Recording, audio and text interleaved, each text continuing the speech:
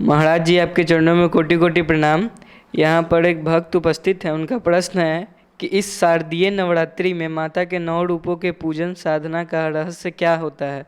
कृपया इस पर मार्गदर्शन किया जाए।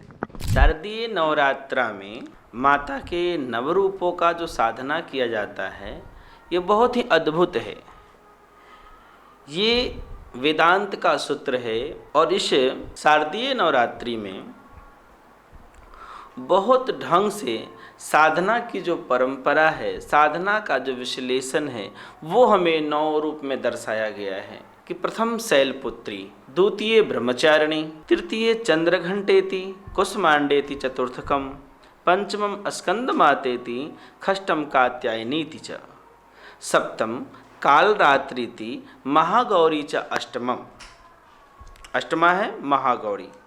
और नवम कहते हैं सिद्धिदात्री च नवदुर्गा प्रकृतितः।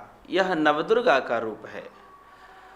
और इसमें ये जाने कि हमारे शरीर में ही नवदुर्गा रूप में हमारी जो कुंडलिनी शक्तियाँ हैं उपस्थित है, या ऐसा जाने कि कुंडली शक्तियाँ ही या हमारे शरीर में जो 8 चक्रों का वर्णन है वेदों में, वो ही 8 रूप है भगवती का। और नवम आत्मा है।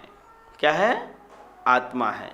तो ये सब मिलाकर 9 हो जाते हैं। 8 और 1 9। तो जैसे साधना की उच्चतम अवस्था में पहुंचने के लिए साधक जब साधना करता है तो एक एक अपने चक्रों को शोधित करते हुए, भेदन करते हुए आगे बढ़ता है। ठीक उसी तरह से इस नवरात्रा में भगवती के 9 स्वरूप को एक एक करके भेदन करते हुए, अर्थात साधना करते हुए, दर्शन करते हुए, अंतःकरण में दर्शन करते हुए भगवती के नवम सिद्धिदात्री रूप में पहुंच जाता है। अर्थात समाधि के उस उच्चतम अवस्था में, जिस अवस्था में दर्शन हो जाए भगवान का। जैसे 8 चक्रों में आप जानते हैं कि प्रथम है मूलाधार, स्वाधिष्ठान दूसरा, तीसरा मणिपूरक, फिर अनाहद, फिर हृदय चक्र, विशुद्ध चक्र, आज्ञा चक्र, सहस्त्रार चक्र। इस प्रकार से 8 चक्र। इस 8 चक्रों का भेदन का अर्थ है क्या? आत्मा दर्शन, आत्मा स्थित परमात्मा दर्शन, ये मुख्य उद्देश्य है। उसी तरह से भगवती के एक एक रूपों के 8 रूपों में अपने 8 चक्रों का भेदन करना ही 8 रूपों का साधना है।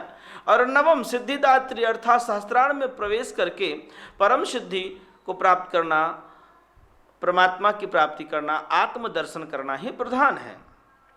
आप देखिए ना, इसको थोड़ा सा अगर ढंग से समझा जाए, जैसे कि इस कथा का जो शुभारंभ होता है, कथा का जो शुभारंभ होता है उसमें भी सर्वप्रथम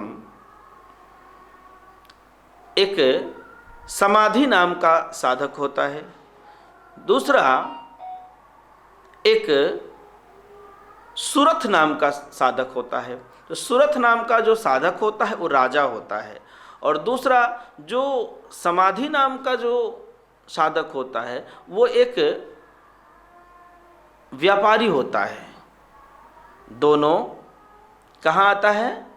तो वन में। दोनों का अपना रीजन क्या होता है कि एक राजा जो सूरत है वो कोला विध्वंसी नामक जो राजा थे, उन लोगों के से युद्ध करने के कारण ये परास्त हुए। परास्त उपरांत थे तो युवराज से धर्मात्मा थे, बहुत ढंग से अपने राज का चलाते थे। पर कोला विध्वंसी नामक राजा से, क्षत्रियों से जब यह पराजित होते हैं और धीरे धीरे इनका राज समेटकर बहुत छोटा सा रह जाता है, और इनके जो मंत्री रहते हैं, इनके जो भी सेनापति वगैरह रहते हैं, सब इनके अब विपरीत चलने लगते हैं। काहे कि इनके पास सत्ता नहीं होता है। सत्ता के अभाव में इन्हें जो मान सम्मान, कीर्ति, यश मिलनी चाहिए वो नहीं मिल पाता है, जिस कारण से ये एक दिन शिकार के बहाने वन में चले जाते हैं और वन में जाकर वहीं अपना रहते हैं। रहते रहते एक आश्रम देखते हैं, एक संत का आश्रम रहता है, जिन संत का नाम रहता है मेधा ऋषि। उनके आश्रम के आसपास विचरते हैं, उनके आश्रम में जाते भी हैं और वहीं रहते हैं, खाते पीते सोते जगते उसी जगह टहलते घूमते, यानी किसी तरह दिनचर्या कुछ चल रही थी।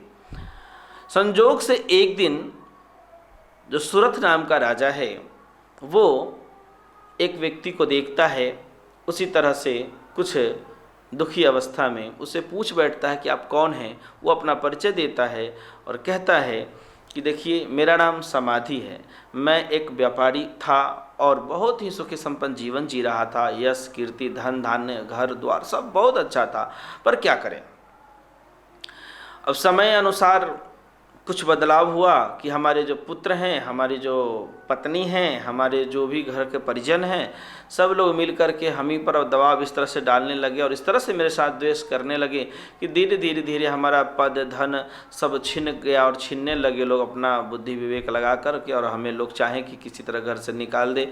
अब इसलिए कि वो लोग जिस तरह से चाहता था कि हम धन का अपव्यय करें, खर्च करें, हम इसलिए वैसा नहीं होने देते थे। हम सिद्धांत से व्यापार की जो सिद्धांत है ताकि किस तरह से धन को बचाया जाए, रखा जाए, ताकि आगे बढ़ा जाए और आपत विपत काल के लिए धन भी रहे, इन सारी बातों को सोचते और जानते हुए हम ये सारा काम करते थे।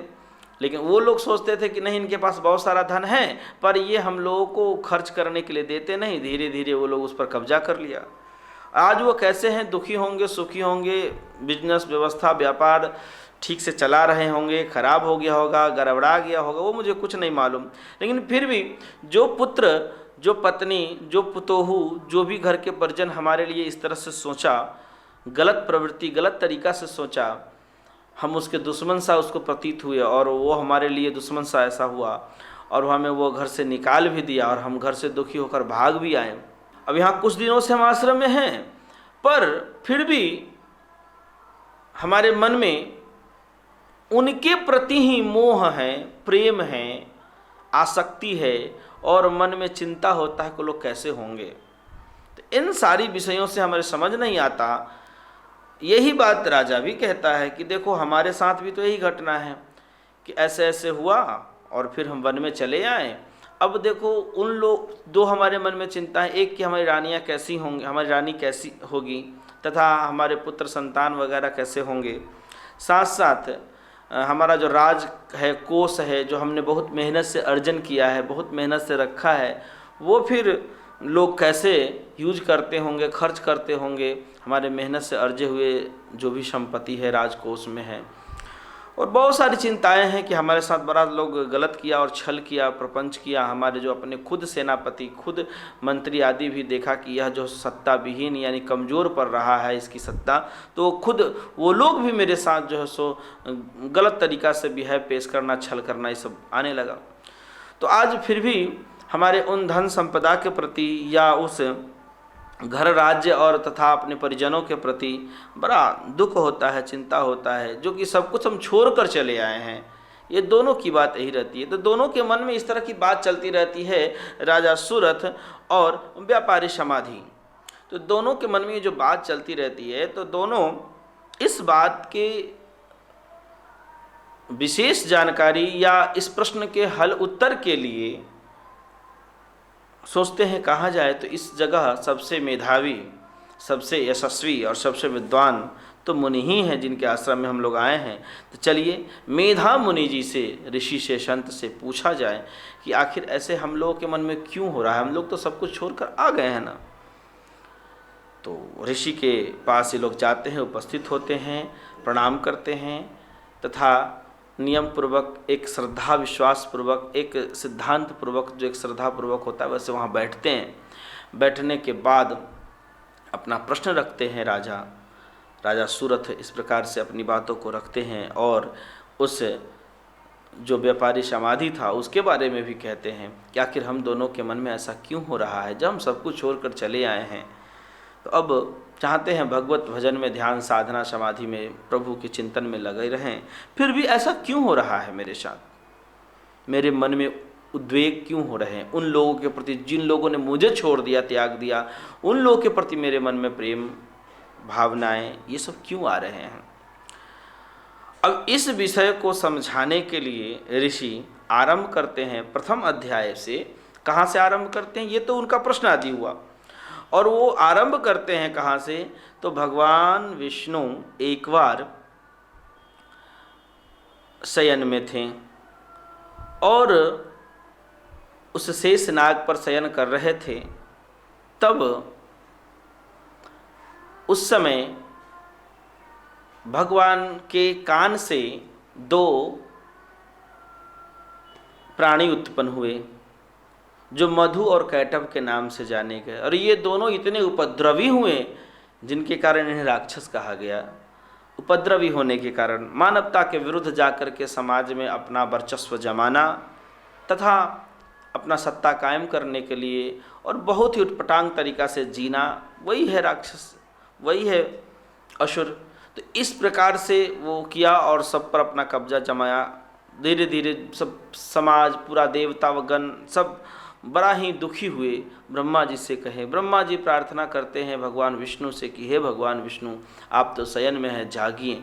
पर भगवान के विशेष प्रार्थना से,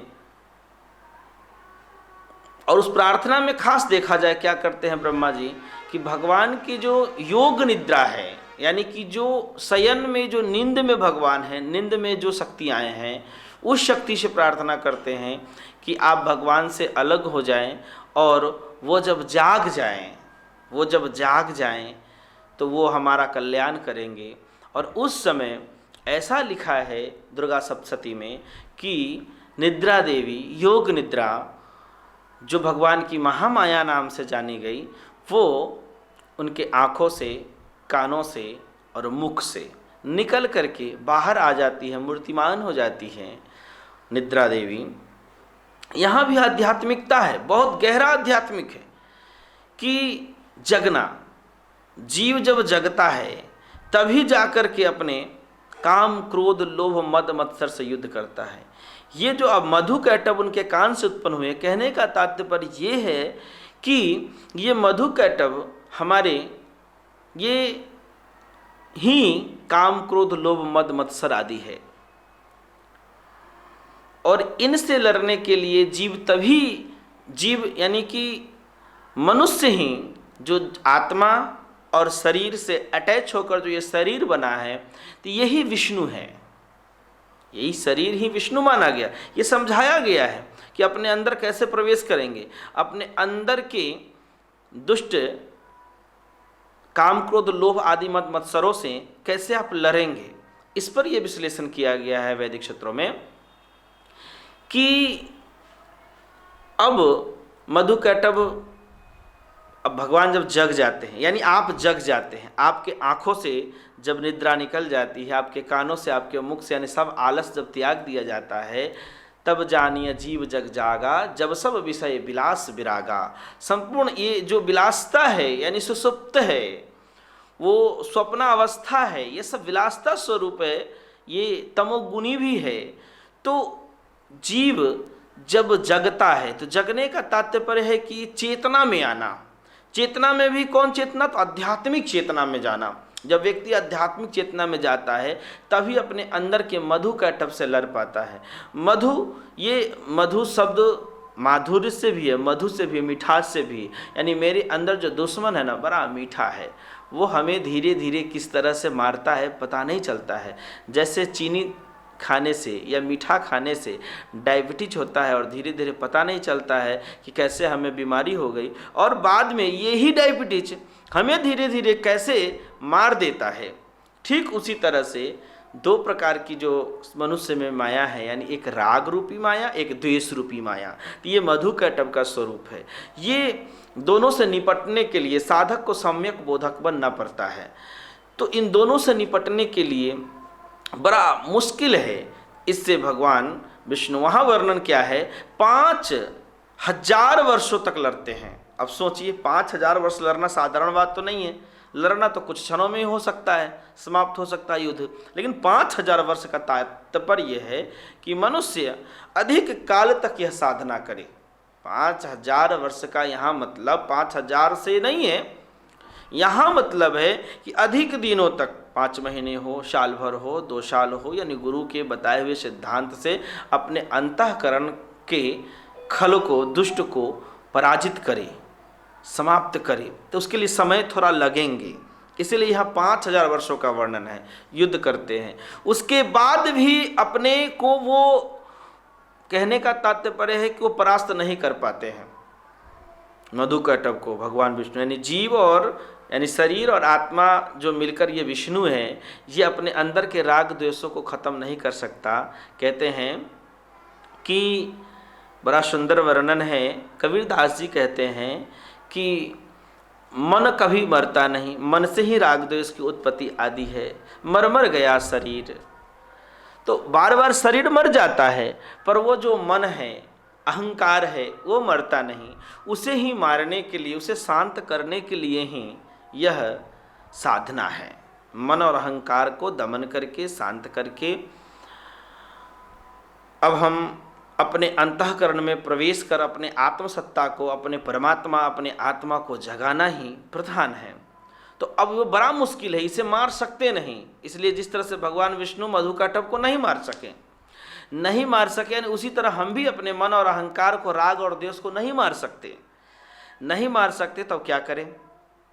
अब उसे अपने बुद्धि से, अपने ब्रह्म तत्व से, अपने ब्रह्म बोध से मोहित किया जा सकता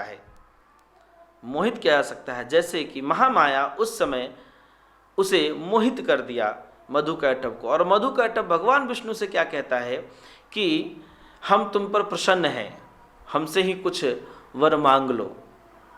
अब देखिए, यही मोहित हुआ, यानी कि उसे हम मन अहंकार को परास्त नहीं कर सकते हैं, तो उसे हम इस तरह से कन्वर्ट करें कि अपने राग और द्वेष को, तो द्वेष को तो खैर हटाइए, अपने राग को जैसे ही हम परमात्मा में लीन कर देते हैं, अपने आत्मा में लीन कर देते हैं, वैसे ही द्वेष भी समाप्त हो जाते हैं। तो जिस तरह से संसार से जो हम प्रेम करते हैं, तो उसे माया कहते हैं, मोह कहते हैं, अज्ञान कहते हैं। और जैसे ही प्रेम हम परमात्मा से करते हैं, सच्चिदानंद घन से करते हैं, ईश्वर के किसी रूप, निर्गुण सगुण किसी भी रूप से करते हैं, तो वो फिर भक्ति कहलाने लगता है। वो भक्तिवान हो जाता है, वैराग्यवान हो जाता है, वो भक्त है।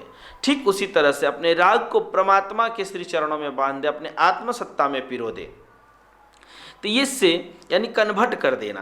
तो कहते हैं क्या, वो दोनों मधुकैटभ राग द्वेष आदि कि अब क्या करें? वरदान मांगो। वरदान में मांगते हैं कि तुम दोनों मेरे ही हाथ से मरो। अब वो छल करता क्या है कि अब हमें ऐसी जगह मारिए जहाँ पे मिट्टी हो, पृथ्वी हो। कहा ठीक है। भगवान उस समय का व्यवस्था है, उस समय जो कथा, जो वर्णन है, उस समय पूरे संसार जलमग्न था। तो आइए, मेरे शरीर में भी लगभग 75-70% जल ही जल है, ठीक है, और उसे उस जगह रख कर मारना है। कहाँ? तो भगवान अपने जंघे पर रख कर मारे। कहने का तात्पर्य है यहाँ जितेंद्रिय हो जा। जंघे पर रखने का तात्पर्य यहाँ है कि जितेंद्रिय हो जा, जितेंद्रिय अवस्था में होकर ही मारा जा सकता है। तो भगवान उन्हें अपने जंघे पर रखकर अपने चक्र से काट दिया। तो जितेंद्रिय होकर के अपने आत्मज्ञान से, ब्रह्म ज्ञान से उस राग द्वेष को, उस मधुकैटभ को, उस मन और अहंकार को जीता जा सकता है, समाप्त किया जा सकता है, विलीन किया जा सकता है। जीतना तो बड़ा मुश्किल है, मारना तो बड़ा मुश्किल है, जीतना संभव है। तो इसे जीता जा सकता है।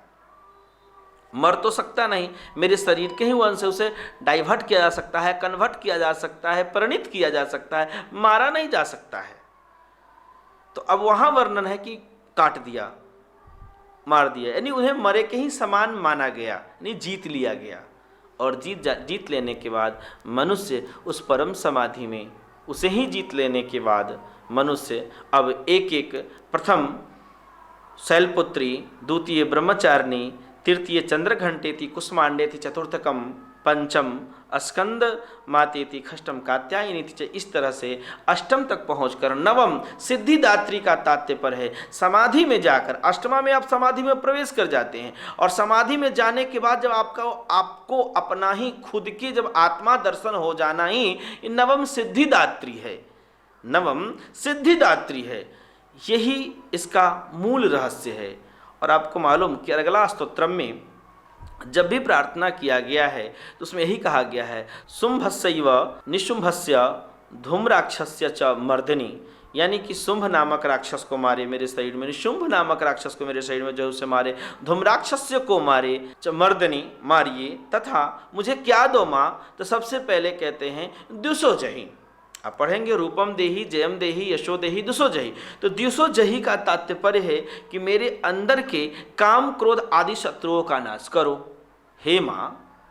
तब रूपम देही, रूपम देही का भाव है कि अपने स्वरूप में स्थित करो। जयम देही यानी इस इंद्रियों पर जब आप विजय प्राप्त करते हैं, राग द्वेष पर, काम क्रोध लोभ पर, मद मत्सर पर तथा अपने मन अहंकार पर विजय प्राप्त करना ही जयम देही।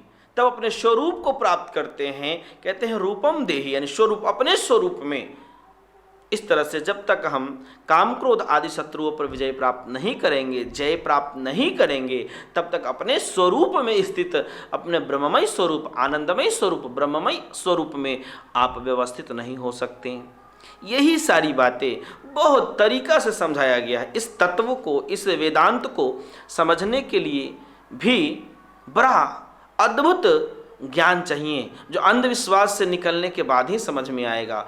और समझाने के लिए भी बड़ा ही आध्यात्मिक ज्ञान, रहस्य और साधना की जरूरत है, समझने के लिए भी और समझाने के लिए भी। श्रोता वक्ता ज्ञान निधि, दोनों ज्ञान के निधि होना चाहिए, तभी इस रहस्य को हम समझ पाएंगे और हम समझा पाएंगे। ठीक है। दूसरे अध्याय में, तीसरे अध्याय में भी इसी अष्टचक्रों का भेदन करके नवम सिद्धिदात्री में पहुंचने के लिए भी फिर नई कथा का है, फिर तीसरे प्रकार के, चौथे प्रकार के कथा, यानी एन केन प्रकारे ना हमें आत्मदृष्टा बनाने के लिए ही ये सारी कथाएं हैं।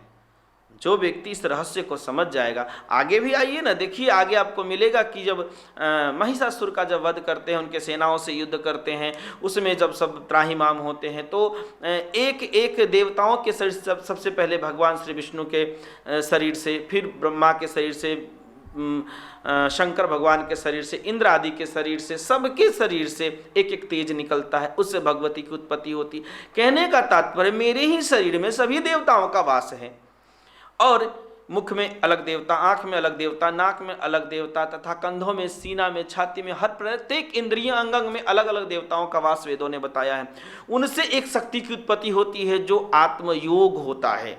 उस परम योगाग्नि में, परम आत्मयोग में उसे समीट करके, उसे भस्मीभूत करके तब उस निर्मल पर ब्रह्म का लोग दर्शन करते हैं। ये सारी क्रियाएं बस मात्र ब्रह्म तक पहुंचने की है, परमात्मा दर्शन की है। आत्मा के गुहे तत्व को, परम तत्व परमात्मा को जानने की ही सारी प्रक्रिया है। गूढ़ से गूढ़ तत्व को जानने की प्रक्रिया ये है, और इसे इस प्रकार से जो समझ गया वही आत्मदर्शी है, आत्मद्रष्टा है, ब्रह्म दृष्टा है, तत्वद्रष्टा है। जय श्री राम।